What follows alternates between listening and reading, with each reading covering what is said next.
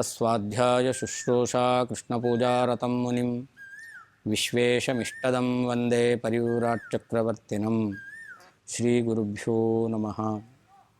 ಕಾಂತಾಯ ಕಲ್ಯಾಣಗುಣೈಕಧಾಮ್ನೇ ನವದ್ಯುನಾಥಪ್ರತಿಮಪ್ರಭಾಯ ನಾರಾಯಣಾಯ ಅಖಿಲಕಾರಣಾಯ ಶ್ರೀಪ್ರಾಣನಾಥಾಯ ನಮಸ್ಕರೋಮಿ. ಅನಾಕುಲಂ ಗೋಕುಲಮುಲ್ಲಲಾಸ ಯತ್ಪಾಲಿತಂ ನಿತ್ಯಮನಾವಿಲಾತ್ಮ ತಸ್ಮೈ ನಮೋ ನೀರದನೀಲಭಾಸೆ ಕೃಷ್ಣಾಯ ಕೃಷ್ಣಾರಮಣಪ್ರಿಯಾಯ. ಅಪಿತ್ರಿಲೋಕ್ಯ ಬಹಿರುಲ್ಲಸಂತಿ ತಮೋಹರಂತಿ ಮುಹುರಾಂತರಂಚ ದಿಶ್ಯಾದೃಶಂ ನೋ ವಿಶದಾಂ ಜಯಂತಿ ಮಧ್ವಸ್ಯ ಕೀರ್ತಿರ್ದಿನನಾಥ ದೀಪ್ತಿಂ. ನೇಯಂಪಳ್ಳಿ ಎಂಬತಕ್ಕಂತಹ ಗ್ರಾಮದಲ್ಲಿ ಬಂಧುಗಳ ಮನೆಯಲ್ಲಿ ನಡೆಯುವಂತಹ ಕಾರ್ಯಕ್ರಮಕ್ಕೆ ವೇದವತಿ ವಾಸುದೇವನ ಜೊತೆಯಲ್ಲಿ ಬಂದಾಗ ಪ್ರವಚನ ನಡೀತಾ ಇತ್ತು.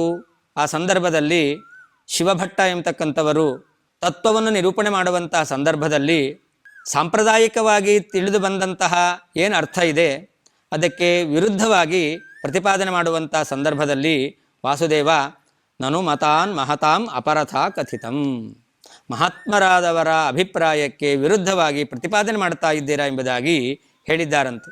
ಆಗ ಅಲ್ಲಿರ್ತಕ್ಕಂತಹ ಅಗಣಯನ್ನ ಶಿವಂ ಜನತಾ ತದಾ ಸವಚನೆ ವಸುದೇವಸುತಾಹ್ವಯೇ ಮುಖರಮಿಚ್ಛತಿ ಕೋ ಮೃಗಧೂರ್ತಕಂ ಪ್ರಕೃತ ಹುಂಕೃತ ಸಿಂಹಶಿಶೌ ಸತೀ. ಏನೋ ಮಗು ಪ್ರಶ್ನೆ ಮಾಡ್ತಾ ಇದೆ, ಇದಕ್ಕೇನು ಉತ್ತರ ಕೊಡೋದು ಎಂಬುದಾಗಿ ಆ ಶಿವಭಟ್ಟರು ವಾಸುದೇವನ ಪ್ರಶ್ನೆಯನ್ನು ಅರ್ಥ ಮಾಡಿಕೊಂಡರೂ ಕೂಡ ಗಮನಿಸದ ಹಾಗೆ ಮುಂದೆ ಹೋಗ್ತಾ ಇದ್ದಾರೆ. ಅದಕ್ಕೆ ಸಮರ್ಪಕವಾದಂತಹ ಉತ್ತರವನ್ನು ಕೊಡಲಿಕ್ಕೆ ಸಾಧ್ಯವೇ ಇಲ್ಲ. ಅಂತಹ ಪ್ರಶ್ನೆಯನ್ನು ಅದಕ್ಕೆ ಹೇಳಿದ್ದು ನಾನು ಮತಾನ್ ಮಹತಾಂ ಅಪರಥ. ಆದ್ದರಿಂದ ಸಾಂಪ್ರದಾಯಿಕವಾಗಿ ತಿಳಿದು ಬಂದಂತಹ ಅರ್ಥಕ್ಕೆ ವಿರುದ್ಧವಾಗಿ ಹೇಳ್ತಾ ಇದ್ದೀರಾ ಅಂತ ವಾಸುದೇವ ಅಷ್ಟೂ ಗಟ್ಟಿಯಾಗಿ ಪ್ರಶ್ನೆ ಮಾಡಿದಾಗ ಇದಕ್ಕೆ ಉತ್ತರ ಕೊಡಲಿಕ್ಕೆ ಸಾಧ್ಯ ಇಲ್ಲ ಅಂಥೇಳಿ ಗಣನೆ ಮಾಡದೇನೆ, ಲೆಕ್ಕಕ್ಕೆ ತೆಗೆದುಕೊಳ್ಳದೇನೆ ಅವರು ಮುಂದೆ ಹೋಗ್ತಾ ಇದ್ದಾರಂತೆ. ಆದರೆ ಸವಚನೆ ವಸುದೇವ ಸುತಾಹ್ವಯೇ, ಆ ವಾಸುದೇವಾಚಾರ್ಯರು ಪುನಃ ಕೇಳ್ತಾರಂತೆ, ನಾನು ಇದನ್ನು ಕೇಳ್ತಾ ಇದ್ದೇನೆ, ಯಾಕೆ ನೀವು ಉತ್ತರವನ್ನು ಹೇಳದೇನೆ ಮುಂದೆ ಹೋಗ್ತಾ ಇದ್ದೀರಾ ಅಂತ ಅವರು ಪುನಃ ಪ್ರಶ್ನೆ ಕೇಳಿದ್ರಂತೆ. ಆ ಸಂದರ್ಭದಲ್ಲಿ ವಾಸುದೇವನ ಪ್ರಶ್ನೆಯನ್ನು ಕೇಳತಕ್ಕಂತಹ ಜನರೆಲ್ಲರೂ ಕೂಡ ಆ ಹಿಂದೆ ಕುಳಿತಿರತಕ್ಕಂತಹ ವಾಸುದೇವನ ಮುಖವನ್ನು ನೋಡ್ತಾ ಇದ್ದಾರಂತೆ. ಎದುರುಗಡೆ ಇರತಕ್ಕಂತಹ ಶಿವಭಟ್ಟರ ಕಡೆ ಅವರು ನೋಡಬೇಕಾಗಿತ್ತು, ಆದರೆ ಶಿವಭಟ್ಟರ ಕಡೆ ನೋಡೋದನ್ನು ಬಿಟ್ಟು ವಾಸುದೇವನನ್ನು ಗಮನಿಸ್ತಾ ಇದ್ದಾರಂತೆ. ಅದನ್ನು ನಾರಾಯಣ ಪಂಡಿತಾಚಾರ್ಯರು ವರ್ಣನೆ ಮಾಡ್ತಾರೆ. ಮುಖರಮಿಚ್ಛತಿ ಕೋ ಕೋ ಮೃಗಧೂರ್ತಕಂ ಪ್ರಕೃತ ಹುಂಕೃತ ಸಿಂಹಶಿಶೌ ಸತೀ ಅಂತ. ಎಲ್ಲಿ ನರಿ ಎಂಬತಕ್ಕಂಥದ್ದು ಶಬ್ದ ಮಾಡ್ತಾ ಇದೆಯೋ ಅಂತಹ ಸಂದರ್ಭದಲ್ಲಿ ಏನಾದರೂ ಸಿಂಹಶಿಶೌ, ಸಿಂಹದ ಮರಿ ಅದೇನಾದರೂ ಗರ್ಜನೆ ಮಾಡಿದೆ ಅಂತಂದರೆ ಆವಾಗ ಆ ನರಿ ಜೋರಾಗಿ ಗರ್ಜನೆ ಮಾಡ್ತಾ ಇದ್ದರೂ ಕೂಡ ಅದರ ಕಡೆ ಗಮನ ಕೊಡೋದಿಲ್ಲ.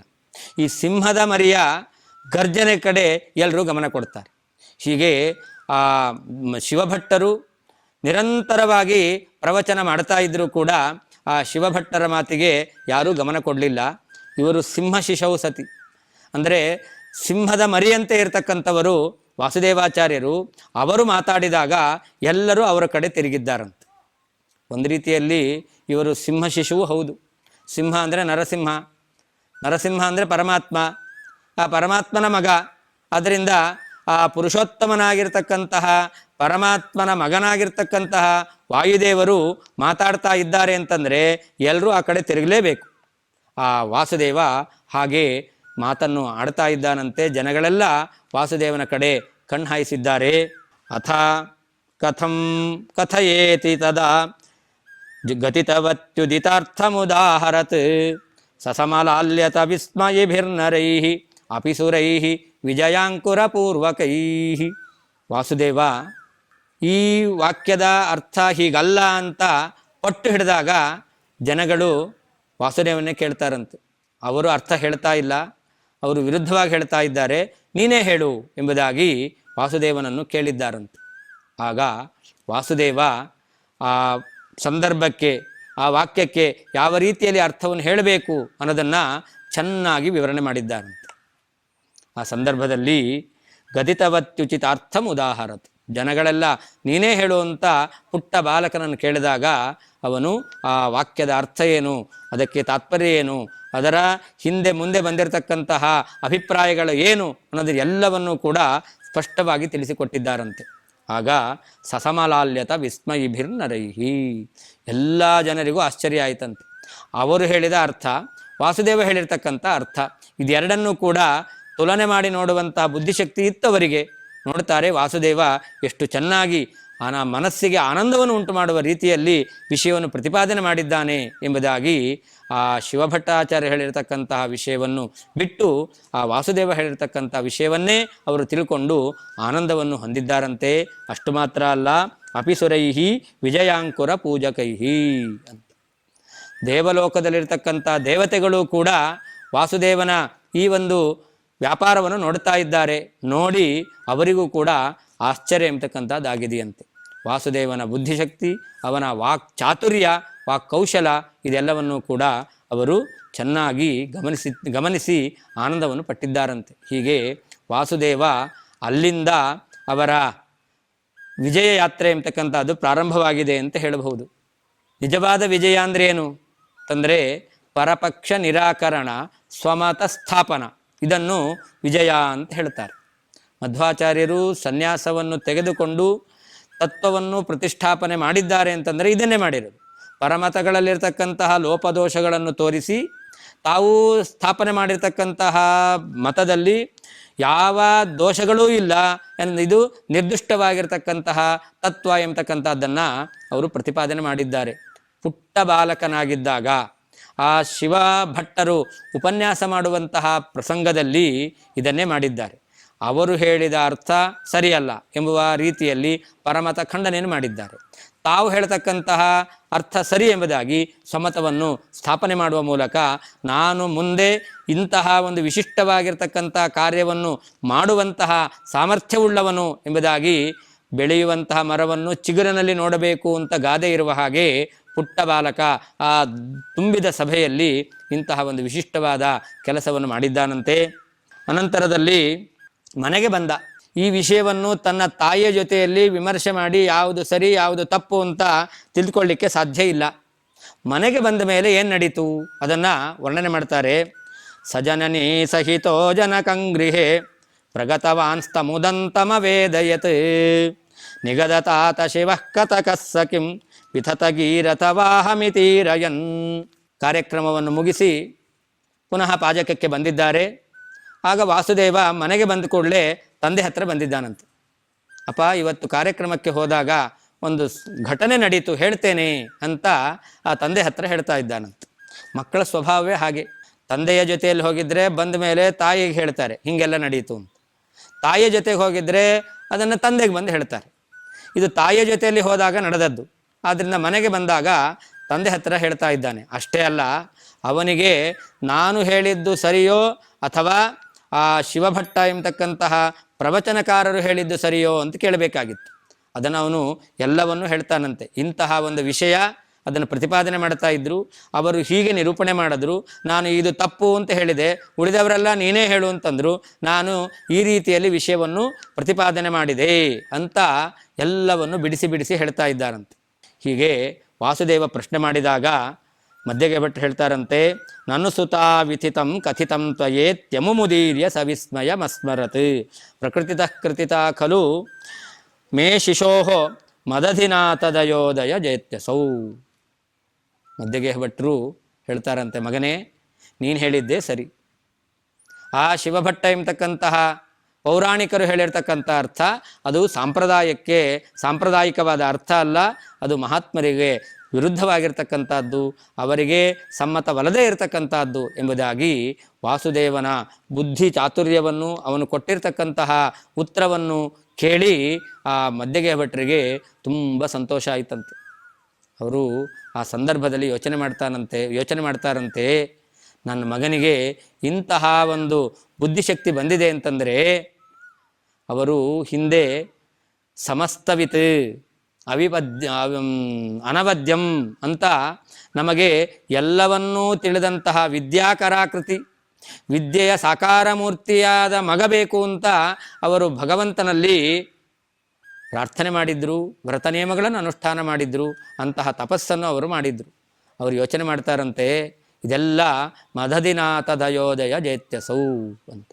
ಆ ಅನಂತೇಶ್ವರನ ಅನುಗ್ರಹದಿಂದ ಪ್ರಾಪ್ತವಾಗಿರ್ತಕ್ಕಂತಹ ವಿಶಿಷ್ಟವಾದ ಪ್ರತಿಭೆ ಎಂಬುದಾಗಿ ಆ ಮಧ್ಯಗೆಹ ಭಟ್ಟರು ಚಿಂತನೆ ಮಾಡಿದ್ದಾರಂತೆ. ಯಾರೆಲ್ಲಾದರೂ ಒಂದು ಬುದ್ಧಿಶಕ್ತಿ ವಿಶಿಷ್ಟವಾಗಿರ್ತಕ್ಕಂತಹ ಜ್ಞಾನ ಇದೆ ಅಂತಂದರೆ ಜ್ಞಾನಸ್ಫೂರ್ತಿ ಸದಾ ತಸ್ಮೈ ಹರಯೇ ಗುರವೇ ನಮಃ ಅಂತ ಮಧ್ವಾಚಾರ್ಯರು ಸ್ತೋತ್ರ ಮಾಡಿದ್ದಾರೆ. ಯಾರಿಗೆ ಯಾವುದೇ ಒಂದು ವಿಶಿಷ್ಟವಾದಂತಹ ಜ್ಞಾನ ಇದೆ, ಯಾವುದೇ ವಿಷಯಕವಾಗಿರ್ತಕ್ಕಂತಹ ಜ್ಞಾನ ಇರಬಹುದು, ಯದ್ಯದ್ ವಿಭೂತಿ ಮತ್ಸತ್ವಂ ಶ್ರೀಮದೂರ್ಜಿತಮೇವ ವಾ ತತ್ತದೇವಾವಗಚ್ಚತ್ವಂ ಮಮ ತೇಜೋಂಶ ಸಂಭವಂ ಎಂಬುದಾಗಿ ಕೃಷ್ಣ ಪರಮಾತ್ಮ ಹೇಳಿದ್ದಾನೆ.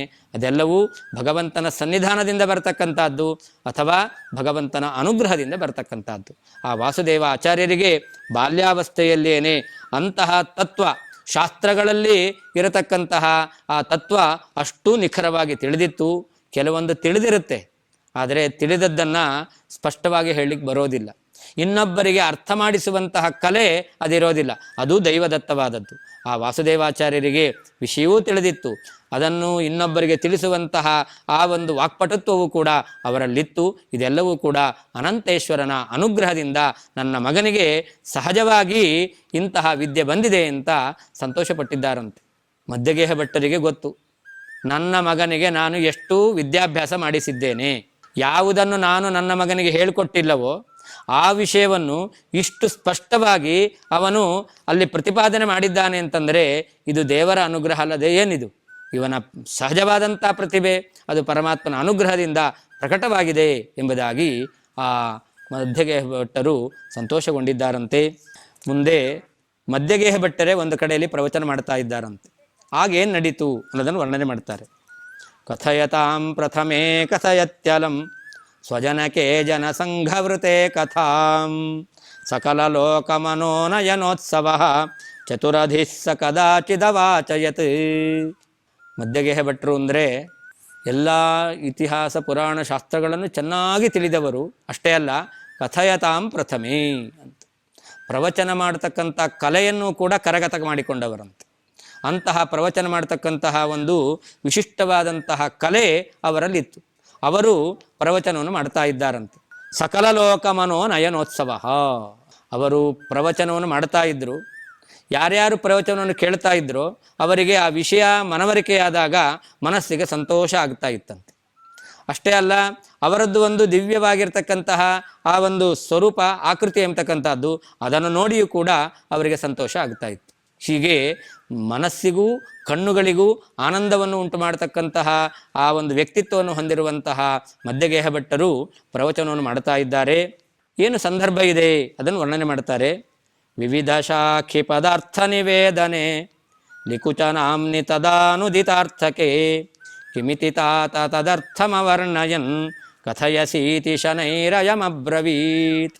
ಅನೇಕ ಮರಗಳ ಹೆಸರನ್ನು ಹೇಳುವಂತಹ ಒಂದು ಸಂದರ್ಭ, ಎಲ್ಲಿಯೋ ಒಂದು ಪ್ರಕೃತಿ ಸೌಂದರ್ಯವನ್ನು ವರ್ಣನೆ ಮಾಡ್ತಕ್ಕಂತಹ ಪ್ರಸಂಗ ಬಂದಿದೆ. ಅದನ್ನು ಮಧ್ಯಗೆಹ ಭಟ್ಟರು ಪ್ರವಚನ ಮಾಡ್ತಾ ಇದ್ದಾರೆ. ಆಗ ಅನೇಕ ಮರಗಳ ಹೆಸರನ್ನು ಹೇಳ್ಕೊಂಡು ಬರ್ತಾ ಇದ್ದಾರೆ. ಆ ಅನೇಕ ಮರಗಳ ಹೆಸರನ್ನು ಹೇಳ್ಕೊಂಡು ಬರುವಂಥ ಸಂದರ್ಭದಲ್ಲಿ ಒಂದು ಶಬ್ದ ಲಿಕುಚ ಎಂಬತಕ್ಕಂಥ ಶಬ್ದ ಇತ್ತು. ಆ ಲಿಕುಚ ಎಂಬತಕ್ಕಂಥ ಶಬ್ದದ ಅರ್ಥವನ್ನು ಹೇಳದೇನೆ ಆ ಮಧ್ಯಗೆಹ ಭಟ್ಟರು ಮುಂದೆ ಹೋದ್ರಂತೆ. ಕೂಡಲೇ ವಾಸುದೇವ ಅಲ್ಲಿ ತಂದೆಯನ್ನು ತಡೆದು ಹೇಳ್ತಾರಂತೆ, ಕಿಮಿತಿ ತಾತ ತದರ್ಥಂ ಅವರ್ಣಯನ್ ಕಥಯಸಿ. ಅಪ್ಪ, ಯಾಕೆ ಈ ಶಬ್ದದ ಅರ್ಥವನ್ನು ಹೇಳದೆ ನೀನು ಮುಂದೆ ಹೋಗ್ತಾ ಇದೀಯಾ ಅಂತ ವಾಸುದೇವಾಚಾರ್ಯರು ತಂದೆಯನ್ನು ಕೂಡ ಬಹಳ ವಿನಯದಿಂದ, ತಂದೆಗೆ ಅವಮಾನ ಮಾಡಬಾರದು, ಅಗೌರವವನ್ನು ತೋರಬಾರದು, ಆ ರೀತಿಯಲ್ಲಿ ಆ ತಂದೆಯಲ್ಲಿ ಅವರು ಪ್ರಶ್ನೆಯನ್ನು ಮಾಡ್ತಾರಂತೆ. ಕೆಲವೊಂದು ಬಾರಿ ವಿಷಯವನ್ನು ಹೇಳುವಂತಹ ಸಂದರ್ಭದಲ್ಲಿ ನಮ್ಮ ಮನಸ್ಸು ಸ್ವಲ್ಪ ವ್ಯಗ್ರವಾಗಿದೆ ಅಂತಂದರೆ ಕೆಲವೊಂದು ಶಬ್ದಗಳನ್ನು ನಾವು ಬಿಟ್ಟು ಹೋಗೋದೂ ಇರುತ್ತೆ.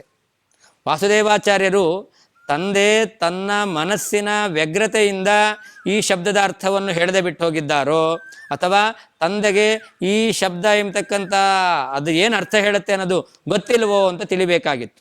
ಅದರಿಂದ ಒಂದು ವೇಳೆ ಅವರು ಗೊತ್ತಿಲ್ಲದೇನೆ ಮನಸ್ಸಿನ ವ್ಯಗ್ರತೆಯಿಂದ ಅವರು ಬಿಟ್ಟು ಹೋಗಿರಬಹುದು ಅಂತ ವಾಸುದೇವ ಕೇಳ್ತಾ ಇದ್ದಾನೆ.